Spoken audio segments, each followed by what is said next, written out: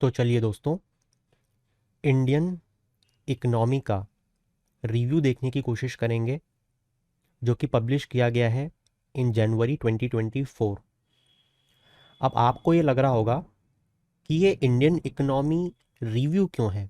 ये तो हमको हर साल इकोनॉमिक सर्वे पढ़ाता है इस टाइम पे। यस, बट हम जब भी इकोनॉमिक सर्वे पढ़ते आ रहे हैं पिछले सालों में, वो एक नॉर्मल ईयर होता है। जैसा कि आप जानते हो, this particular year belongs to the general elections. ये एक नॉर्मल ईयर नहीं होने वाला है, बिल्कुल वैसे ही जैसे कोविड पेंडेमिक का ईयर एक नया ईयर नहीं था। बिल्कुल वैसे ही जैसे कोविड पेंडेमिक को हम कभी भी किसी भी चीज़ का बेस ईयर नहीं मानते हैं। क्यों नहीं मानते हैं? क्योंकि उसमें बहुत ज़्यादा फ्लक्चुएशंस आए थे। तो उस ईयर से हम किसी भी ईयर को कंपेयर करके नहीं देखते हैं। क्यों? क्योंकि वो एक एबनॉर्मल ईयर था। लाइकवाइज ऐसी सिचुएशंस में जब कोई बहुत मेजर चेंज हो रहा हो हमारी कंट्री में, कंट्री की गवर्नमेंट में, गवर्नमेंट चेंज होती है तो पॉलिसी में, क्योंकि गवर्नमेंट ही पॉलिसी बनाती है, तो कोई भी ऐसी मेजर चीज़ हमारे सामने पेश नहीं की जाती है। खैर, ये तो बच्चों वाली बात है, हम सब समझते हैं इस चीज़ को कि इंटरिम बजट क्यों हमारे सामने लेके आते हैं इस टाइम पे। इंटरिम बजट क्या होता है ये हम बजट को पढ़ते हुए और इलेबोरेटली समझेंगे। साथ ही क्योंकि हम इकोनॉमी का रिव्यू कर रहे हैं, इकोनॉमिक सर्वे का रिव्यू नहीं कर रहे हैं, ये बात मैं आपको बस डिलीवर करना चाहता था कि जनरल इलेक्शंस के बाद में इकोनॉमिक सर्वे हमें फिर से देखने को मिलेगा। खैर, अब शुरू करते हैं हम हमारे कोर पार्ट को। कोर पार्ट है किस तरीके से हमारी इकोनॉमी ने पास्ट कुछ ईयर्स में बिहेव किया and what we are predicting it to behave in near future. तो पास्ट से फ्यूचर हम जाने की कोशिश करेंगे अर्थव्यवस्था में। ये देखो, ये बहुत ही अच्छा जो फ्रंट पेज है ना, हर साल कुछ इस तरीके से ही डिज़ाइन होता है। आपको पता है ऐसा क्यों होता है? कभी आपने इस चीज़ पे ध्यान दिया? एक्चुअली में ये जो गेयर्स बनाए हुए हैं, ये अपने आप में आपकी पूरी इकोनॉमी को समझा देते हैं। वो आपको समझाते हैं कि किस तरीके से जब प्रोडक्शन बढ़ता है तो लोगों के पास आमदनी बढ़ती है। जब लोगों के पास आमदनी बढ़ती है तो उसी से ये सेविंग्स चलती हैं। जब ये सेविंग बढ़ेगी तो उससे इन्वेस्टमेंट बढ़ते हैं, बैंक का क्रेडिट बढ़ता है। इस तरीके से हमारे देश में ग्रोथ बढ़ती है, ग्रोथ से स्टेबिलिटी आती है और फिनेंशियल इंक्लूजन हम बढ़ाते हैं। तो ये तो हो गई कुछ बातें। इसी के साथ मैं आपको ये बिल्कुल नहीं बताऊंगा कि इसको प्रेजेंट कौन करता है ये सब, ठीक है। मैं इंटरेस्टेड हूँ आपके साथ कोर बातें करने में और अपनी एनर्जी को वहाँ पे डिवोट करने में। जैसे सबसे पहले हम देखते हैं कि Indian economy past, present and future, जहाँ पे आपको एक ओवरऑल पिक्चर दिखाने की कोशिश करूंगा right from the independence to 2014।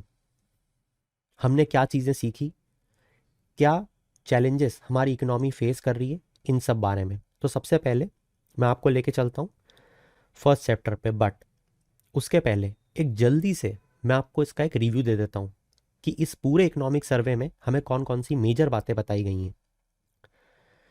हमें ये बताया गया है कि इंडियन इकोनॉमी अचीव करेगी ग्रोथ रेट एट और अबव 7% फॉर फाइनेंशियल ईयर 2024। और कुछ लोग तो ये भी प्रेडिक्ट कर रहे हैं कि वो 7% रियल ग्रोथ से भी ज़्यादा हो सकती है।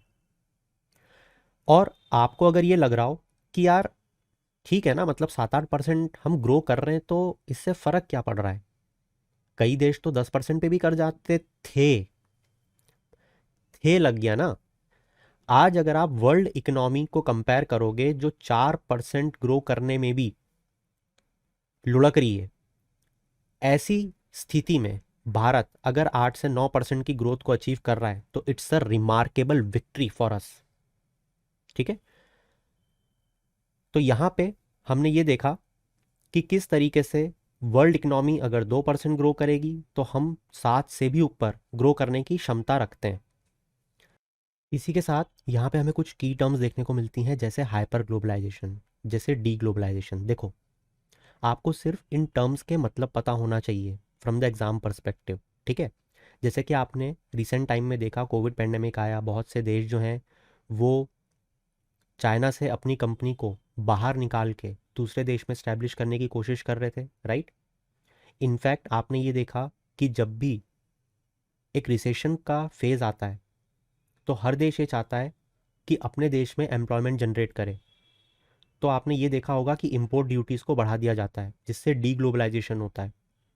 तो नाम अपने आप में ही हर चीज़ हमको समझाते हैं। हाइपर का मतलब कि वर्ल्ड बहुत इंटरकनेक्टेड और इंटीग्रेटेड मैनर में काम कर रहा है। वहीं डी ग्लोबलाइजेशन का मतलब होता है क्लोज्ड इकोनॉमी बनाने की कोशिश की जा रही है, राइट।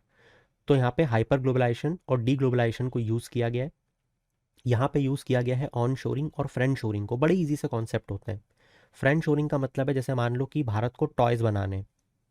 अब वो किसी एक देश में जाके प्लांट स्टैब्लिश करना चाहते हैं, तो कहाँ करेंगे? अपने फ्रेंडली देश, चाइना पाकिस्तान जाके नहीं करेंगे, ठीक है, यूएस जाएंगे, फ्रांस जाएंगे। तो ये हो गया फ्रेंड शोरिंग। ऑन शोरिंग का मतलब होता है बड़ा ही आसान सा। लेट सपोजेडली कि यूएस की कंपनी थी चाइना में आया कोविड पेंडेमिक। इनको आ गया गुस्सा कि यार ये तो पेंगोलिन को मार के कोविड फैला देते हैं। तो इन्होंने बोला अपनी कंपनीज को वापस अपने देश बुलाओ। तो इसे कहेंगे ऑन शोरिंग, ठीक है।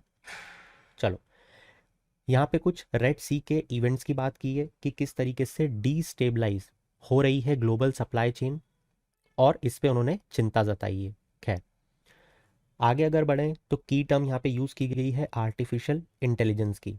हम सब जानते हैं कि कैसी अपॉर्चुनिटीज़ और कैसे चैलेंजेस आर्टिफिशियल इंटेलिजेंस हमारे सामने पेश कर रहा है, राइट। कई जगह जो रिपीटेटिव वर्क होते हैं उसको आर्टिफिशियल इंटेलिजेंस हटा देगा और नई अपॉर्चुनिटीज़ को आर्टिफिशियल इंटेलिजेंस लेके आएगा। जब कंप्यूटर इन्वेंट हुआ, जब कंप्यूटर हमारे सामने आया ना, तो भी लोगों ने यही चिंता जताई थी कि अब सारी जॉब्स चली जाएंगी। मगर हुआ क्या? उसने नई तरीके की जॉब्स क्रिएट करी, ज़्यादा इफ़िशिएंट, एक ह्यूमन का वर्क ज़्यादा प्रोडक्टिव हो पाए कंप्यूटर के माध्यम से, ये उसने हमें प्रोवाइड किया। बिल्कुल वैसे ही आर्टिफिशियल इंटेलिजेंस में भी बोला जा रहा है कि हमें एडवांटेज देगा कॉस्ट कॉम्पिटिटिवनेस लाने की, राइट। और जो देश डिजिटल सर्विसेज को एक्सपोर्ट कर रहा है वो इसमें मज़े में रहेंगे। और मुझे ये बताने की ज़रूरत आपको बिल्कुल नहीं है कि we are digital exporting country और digital services exporting country, right. इसके बाद में नेक्स्ट पॉइंट जो हमें इस पूरे सर्वे में देखने को मिलेगा वो है एनर्जी ट्रांजिशन का चैलेंज। यहाँ पे बड़ी ही सिंपल सी बात बताई गई है।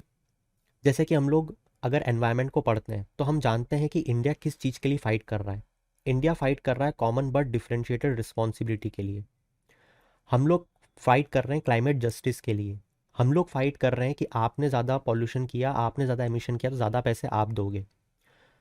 तो एडवांस्ड नेशंस किस चीज़ के लिए फ़ाइट कर रहे हैं? वो ये फाइट कर रहे हैं कि नहीं नहीं, यहाँ पे सबकी रिस्पॉन्सिबिलिटी भी सेम है और सब पैसा भी बराबर देंगे। यहाँ पे हम लोग लड़ाई लड़ रहे हैं एनर्जी ट्रांजिशन के लिए। मगर एनर्जी ट्रांजिशन और इकोनॉमिक ग्रोथ में एक ट्रेड ऑफ होता है। अगर आज भारत को बोल दोगे कि कोल बिल्कुल यूज़ नहीं करना है अपने थर्मल पावर प्लांट में, तो हमारी इकोनॉमिक ग्रोथ का क्या होगा? वो तो पूरी ख़त्म हो जाएगी। अगर इकोनॉमिक ग्रोथ नहीं होगी तो हमारे लोगों के पास जो बेसिक नेसेसिटी भी नहीं है, जिसको यूएस के लोग तो फॉर ग्रांटेड लेके चलते हैं कि घर और बीएमडब्ल्यू तो बहुत आम बात है, हमारे यहाँ पे लूना नहीं चला पा रहे हैं लोग। तो इकोनॉमिक ग्रोथ और एनर्जी ट्रांजिशन में हमेशा एक ट्रेड ऑफ होता है। अगर आप एक को उठाओगे दूसरा बैठ जाएगा। तो इस ट्रेड ऑफ को रियलिटी डेवलप्ड नेशन नहीं मानना चाहता, जो कि हम उसके लिए फाइट कर रहे हैं एट डिफरेंट लेवल। तो यहाँ पे जो इंडिया है, it is walking the fine line between the two more skilfully than other nation. जहाँ पे हम लोग non fossil fuel based power generation capacity को लगातार बढ़ा रहे हैं। इनफैक्ट हम लोगों ने कई जगह पे अपने ऑब्जेक्टिव से बढ़ चढ़कर काम किया है, जैसा कि हम डेली न्यूज़पेपर में पढ़ते रहते हैं। इसी के साथ यहाँ पे हमें बताया गया है कि यूनियन गवर्नमेंट जो है, देखो, इंफ्रास्ट्रक्चर के मामले में ये बात तो आप सब जानते हो कि करंट गवर्नमेंट जो है उसका कोई तोड़ नहीं है। उन्होंने अनप्रेसिडेंटेड रेट पे, जो हमने कभी नहीं देखा, उस लेवल पे उन्होंने इंफ्रास्ट्रक्चर को क्रिएट किया है। आज आप देखो, हम लोग हमेशा जब भी इंफ्रास्ट्रक्चर की बात चलती है तो हम किसकी बात करते हैं?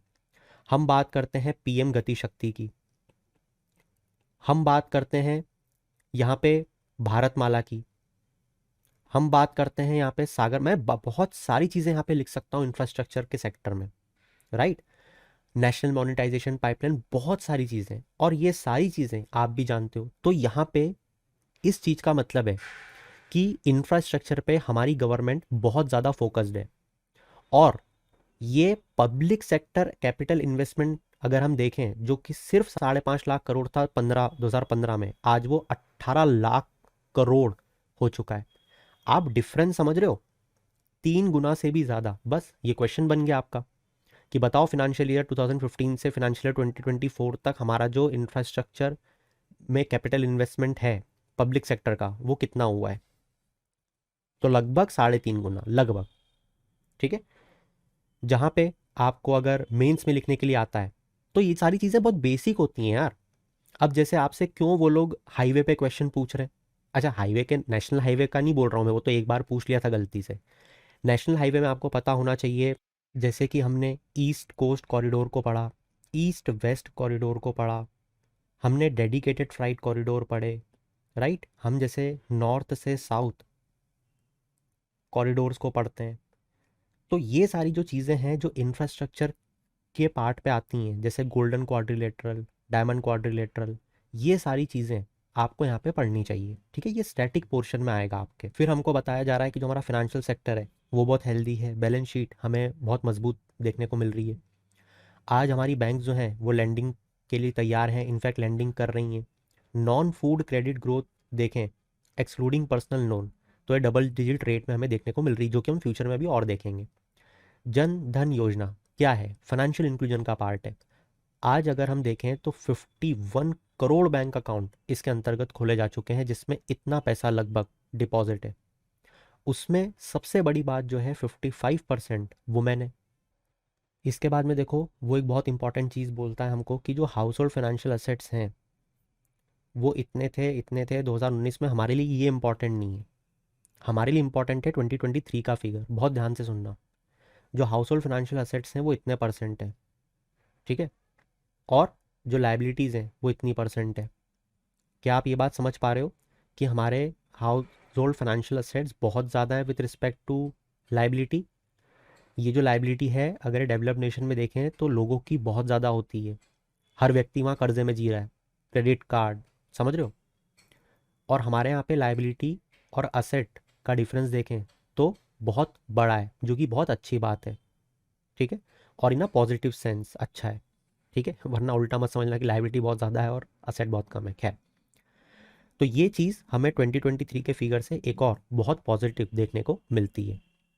फिर नॉर्मल सी बात बता रहे हैं कि जो एम्प्लॉय प्रोविडेंट फंड है उसमें हमें न्यू सब्सक्राइबर देखने को मिले। क्यों बताते हैं ये चीज़, पता है आपको?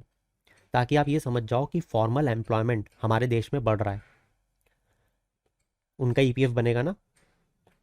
इसके बाद लेबर फोर्स पार्टिसिपेशन रेट जो है वो हमारे देश में बढ़ रहा है, अनएम्प्लॉयमेंट रेट हमारे देश में कम हो रहा है। साथ ही वुमेन जो है वो टर्शरी एजुकेशन में बहुत ज़्यादा एनरोल कर रही हैं। यहाँ पे मैं एक चीज़ ऐड करना चाहूँगा जो उन्होंने मिस कर दी, वो भी बतानी चाहिए थी, कि अगर आज भी मेन और वुमेन को कंपेयर किया जाए, बढ़ दोनों रहे हैं एब्सोल्यूट मैनर में, मगर मेन ज़्यादा बढ़ रहा है विथ रिस्पेक्ट टू वुमेन। तो आज भी हमें जेंडर स्पेसिफिक काम करने की बहुत ज़रूरत है। ठीक है। इसके बाद में अगर हम फिस्कल और करंट अकाउंट डेफिसिट की बात करें, जो 2014 में डबल डिजिट में चला करता था, आज इन्फ्लेशन भी कंट्रोल में, फिस्कल डेफिसिट बहुत कम है। वो तो कोविड पेंडेमिक आ गया, वरना हम एफआरबीएम एक्ट के अंतर्गत जो हमने ऑब्जेक्टिव लिया था 3.3% जीडी, हम उसको अचीव कर चुके होते। ठीक है। फिर करंट अकाउंट डेफिसिट की बात करें तो वो भी बहुत ज़्यादा नहीं है, just about 1% of GDP. Foreign exchange reserve की बात करें तो आपको ये बात पता होगा, हमारे यहाँ देश में इंपोर्ट कवर 9 मंथ का बोला जाता है कि हम रखेंगे, 11 महीने से भी ज़्यादा का है। अगर आज कोई भी समस्या आती ना भारत पे तो चुटकियों में निपटा देंगे हम। ठीक है। फिर यहाँ पे आपको बताया गया है कि किस तरीके से कोविड मैनेजमेंट में हमने काम किया। कौन नहीं जानता यार कितनी क्विक रिकवरी हमने करी है ना। हम लोगों में से किसने ये चीज़ नहीं पढ़ी कि वी शेप्ड रिकवरी हुई थी? हाँ, हम सब ने क्या ये चीज़ नहीं पढ़ी कि यहाँ पे के शेप्ड रिकवरी भी आती है? सब पढ़ चुके हैं हम लोग, राइट। तो ये बेसिक सी चीज़ें उन्होंने बताई हैं। अब आते हैं थोड़े से कोर टॉपिक पे, Indian economy past, present and future. हम लोग जल्दी से कुछ चीज़ें यहाँ पे देखने की कोशिश करेंगे। देखो, फिर हमें यहाँ पे इंडिया की ग्रोथ स्टोरी बताई गई है 1950 से 2014। देखो, बड़ी सिंपल सी बात है। हम लोग जानते हैं ब्रिटिशर्स जब आए, सोने की चिड़िया कहलाते थे। 22% लगभग हमारा वर्ल्ड इनकम में शेयर था। जब छोड़ के गए तो इतने पे आ गए हम लोग, राइट। मगर 1950 के बाद से हमने क्या देखा? रैपिड इंडस्ट्रियलाइजेशन देखा। मगर उसमें एक बहुत बड़ा चैलेंज था कि जो भी रिसोर्सेज थे, जो भी इन्वेस्टमेंट किया जाता था, वो स्टेट ओन्ड एंटरप्राइजेस के द्वारा किया जाता था। अब यहाँ पे मैं आपको 1 मिनट रोक के कुछ और चीज़ें एक्स्ट्रा बताने की कोशिश करूँगा। तो देखो, यहाँ पे हमें हमारे इंडस्ट्रियल सेक्टर के बारे में कुछ इंपॉर्टेंट चीज़ें पता होनी चाहिए, है ना। तभी हम समझ पाएंगे कि ये जो हमें बताना चाह रहा है कि स्टेट ओन्ड एंटरप्राइजेस होती थी तो उसका मतलब क्या है। तो यहाँ पे हम ये जानते हैं, जब हम इंडस्ट्रियल पॉलिसी को पढ़ते हैं, आप सबने पढ़ी होगी, जैसे इंडस्ट्रियल पॉलिसी रिजोल्यूशन 1948 को अगर हम देखें तो यहाँ पे हमें समझ में आता है कि हमने यहाँ पे मिक्स्ड इकोनॉमी को अडॉप्ट किया। कैसे समझ में आता है? क्योंकि इंपॉर्टेंट इंडस्ट्रीज़ हमने सेंट्रल लिस्ट में रखी, बाकी इंडस्ट्री हमने स्टेट लिस्ट में रखी। एग्जाम्पल लिखे हुए हैं यहाँ पे, सेंट्रल के लिए रेलवे, स्टेट के लिए मेडिसिन टेक्सटाइल, और बाकी हमने प्राइवेट सेक्टर के लिए छोड़ दी। बट यहाँ पे कंपलसरी लाइसेंसिंग के प्रोविजन थे, राइट। फिर वैसे ही हम देखते हैं इंडस्ट्रियल पॉलिसी रिजोल्यूशन 1956 को। कहने का मतलब ये है, यहाँ से हमारा लाइसेंस राज रिजीम शुरू हो जाता है। हम यहाँ देखेंगे तो सेंटर की मोनोपोली हमें देखने को मिलेगी। लगातार हमें देखने को मिलेगा कि सेंटर की मोनोपोली हमें दिख रही है। लाइसेंस राज सिस्टम लगातार हमें फेल होता हुआ दिखता है। और फिर एक टाइम आता है जब balance of payment crisis hit कर जाता है। और वो इसीलिए करता है क्योंकि जब हमने हमारे इंडस्ट्रियल पॉलिसी रिजोल्यूशंस को अपनाया तो वहाँ पे सेंटर की मोनोपोली चल रही थी। और यही चीज़ हमें हमारा इकोनॉमिक सर्वे भी बताएगा, अभी हम फ्यूचर में जब देखेंगे। तो देखो, वापस से आते हैं। Large industrial state owned enterprises के द्वारा पूरा रैपिड इंडस्ट्रियलाइजेशन किया गया। जो एवरेज ग्रोथ रेट थी डेकेडल, वो 3.9% थी, जो कि बहुत अच्छी थी उस समय पे। हमने बहुत सारे चैलेंजेस भी फेस किए। 1962 Sino Indian war, 65-66 India Pakistan war, drought आ गए 65 में। बहुत से रिपरकशंस हमारी अर्थव्यवस्था को देखने को मिले। इसी के साथ, जैसा मैं अभी आपको बता रहा था, जो टैक्सेशन रेट थे वो बहुत ज़्यादा थे। अभी जो हमने बात करी लाइसेंस राज सिस्टम के बारे में, और परवेसिव कंट्रोल जो थे इकोनॉमी पे, वो बहुत ज़्यादा थे, जिस कारण से हमारी जो इकोनॉमी की ग्रोथ की ट्रेजेक्ट्री है वो कम हो गई। क्लियर। फिर आता है 1970s का टाइम। यहाँ पे हमें देखने को मिलता है डिवैल्यूएशन किया गया इंडियन रुपी का 57%। आप समझ सकते हो क्यों किया जाता है डिवैल्यूएशन? क्योंकि हमें हमारे एक्सपोर्ट्स बढ़ाने थे, जैसा कि आज चाइना करता है। साथ ही 1970s का वो टाइम है जो हमें बहुत ज़्यादा सीवियर वोलेटिलिटीज़ देखने को मिली ग्लोबल इकोनॉमी में। जैसे ऑयल शॉक की अगर हम बात करें, आप ये समझ पा रहे हो कि हम जैसे जैसे 47 से 1991 तक जा रहे हैं, पहले तो हमने हमारे हाथों से ही अपने पैर पे कुल्हाड़ी मारी लाइसेंस राज सिस्टम के थ्रू। लाइसेंस राज सिस्टम क्यों लाए थे, क्यों हमें लाना पड़ा, इसके पीछे भी कहानी है, राइट। हम सब जानते हैं कि हमारा जो देश है उसमें जो इंडस्ट्रियलिस्ट थे, उनकी इतनी कैपेसिटी नहीं थी कि वो बाहर के प्रोडक्ट से कॉम्पिट कर पाते। इसलिए हमने लाइसेंस राज सिस्टम को हम लेके आए कि हर डिसीजन सरकार ले, सुई से लेकर शिप तक सरकार बनाए, और प्रोटेक्शनिस्ट मेजर्स के थ्रू हम हमारे डोमेस्टिक प्लेयर्स को बचाएं। वैसे ही हमें देखने को मिलता है आगे चल के 1970s में कि पहले तो हमारे ही समस्या थी, अब ग्लोबल इकोनॉमी की वजह से भी हमारे यहाँ समस्या होने लग गई, क्योंकि वहाँ पे वोलेटिलिटी शुरू हो गई, राइट। इसके बाद में हमें देखने को मिलता है कि डोमेस्टिक कॉम्पिटिटिवनेस धीरे धीरे बढ़ी 1980s के बाद। ये क्यों हुआ आपको पता है? ऐसा कहा जाता है कि 1991 रिफॉर्म का जो ब्लूप्रिंट है वो 1980 से बनना शुरू हो गया था, और 1985 राजीव गांधी जी की गवर्नमेंट में वो तैयार हो चुका था। ठीक है। हमने धीरे धीरे प्राइस कंट्रोल को रिमूव किया, हमने फिस्कल रिफॉर्म्स, आप सब जानते हो एलपीजी मॉडल को 1991 में जो हम लेके आए, मगर उसके पहले भी हम इम्पोर्ट ड्यूटीज़ को लगातार कम कर रहे थे, डोमेस्टिक इंडस्ट्रीज़ को डी लाइसेंस कर रहे थे कि आओ प्राइवेट प्लेयर्स इन्वेस्टमेंट करो। तो यहाँ पे जो लिबरलाइजेशन हमें देखने को मिला, लिबरलाइजेशन के साथ साथ गवर्नमेंट स्पेंडिंग भी हमें यहाँ पे बेहतर देखने को मिली। वो तो खैर पहले भी चल रही थी, बट अब ये दोनों होने लगी। 1991 के टाइम पीरियड के पहले की अगर या उस टाइम पीरियड की बात करें तो हम सब जानते हैं सोवियत ब्लॉक कैसे डिसइंटीग्रेट हुआ। इराक कुवैत वॉर ने सीवियरली इम्पैक्ट किया ऑयल प्राइसेस को, और उससे सीधे इम्पैक्ट हुआ हमारा करंट अकाउंट बैलेंस, और आ गया हमारे देश में बैलेंस ऑफ पेमेंट क्राइसिस। इससे निपटने के लिए हमने क्या किया, एलपीजी मॉडल को अपनाया, लिबरलाइजेशन, प्राइवेटाइजेशन, ग्लोबलाइजेशन। यहाँ पे जो भी रूल्स, रेगुलेशंस, परमिशन, लाइसेंसेस थे उनको मासिव लेवल पे हमने कम करने की कोशिश करी ताकि बाहर से इन्वेस्टमेंट हमारे देश में आ पाए। अगर 2000 के अर्ली पार्ट की बात करें 1991 से 2000 तक की, तो यहाँ पे एक हमें सस्टेन्ड मोमेंटम देखने को मिला, है ना। हमारे यहाँ पे इकोनॉमिक एक्टिविटी बढ़ी, इन्वेस्टमेंट्स बढ़े, ग्लोबल लिक्विडिटी कंडीशंस जो हैं वो भी ईज आउट हुई, हमने लोन्स लिए इजी इंटरेस्ट रेट पे, उसको इन्वेस्ट किया, हम लोग ऊपर उठे। अब जब हमने ये ग्लोबल ग्रोथ का बूम देखा, जब पैसे आने लगे, तो हमने बाकी जगह भी काम किया। हमने लोगों की, बच्चों की पढ़ाई पे, लोगों को एम्प्लॉयमेंट नरेगा के थ्रू, पढ़ाई सर्व शिक्षा के थ्रू, हेल्थ पे ध्यान दिया, national rural health mission, right, Antyodaya अन्न योजना, तमाम चीज़ें शुरू करी। मगर फिर अगर देखें तो ग्लोबल फाइनेंशियल क्राइसिस आ जाता है 2008 में। इस ग्लोबल फाइनेंशियल क्राइसिस के टाइम पे हमने देखा कि जो बैड डेट का रेशियो है ये अब बहुत जल्द हमारे देश में भी डबल डिजिट परसेंटेज में हिट कर जाएगा। याद करो विजय माल्या का केस, ठीक है। तो 2018 में हमें देखने को मिला कि 11.2% ये चीज़ हो गई, बैड डेट रेशियो। अब यहाँ पे एक बहुत ही बेसिक सी चीज़ मैं आपको बार बार पढ़ाता हूँ, मैं फिर से बता देता हूँ। ग्लोबल फाइनेंशियल क्राइसिस का इम्पैक्ट भारत पे बहुत कम पड़ा था, क्योंकि इस टाइम तक भारत एक्सटर्नल मार्केट से बहुत ज़्यादा इंटीग्रेटेड नहीं था।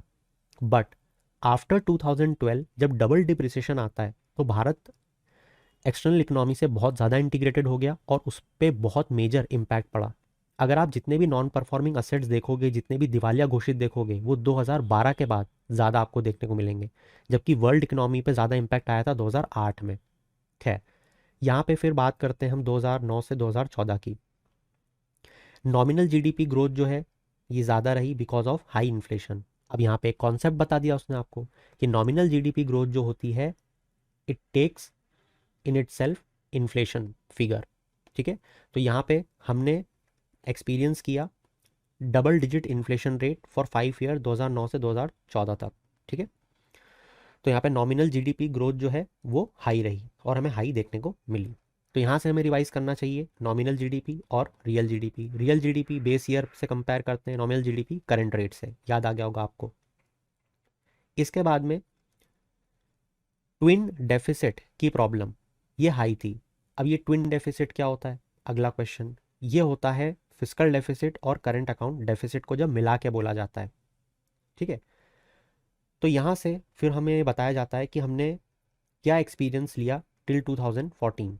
पहला, जैसा कि हम जानते हैं इंडियन इकोनॉमी ट्रांजिशन हुई क्लोज से ओपन, अभी हमने बात करी इसकी पूरे इतिहास की। सेकंड, इंडियन इकोनॉमी ट्रांजिशन हुई dominance of public investment to coexistence of public and private. अभी हमने देखा कि किस तरीके से पहले लाइसेंस राज था, अब प्राइवेट प्लेयर्स भी आना शुरू हुए, राइट। वो आना शुरू हुए तो टेक्नोलॉजी आना शुरू हुई, बाहर के लोग आए, इसने हमें टेक्नोलॉजी दी, टेक्नोलॉजी से हमने ग्रोथ करी।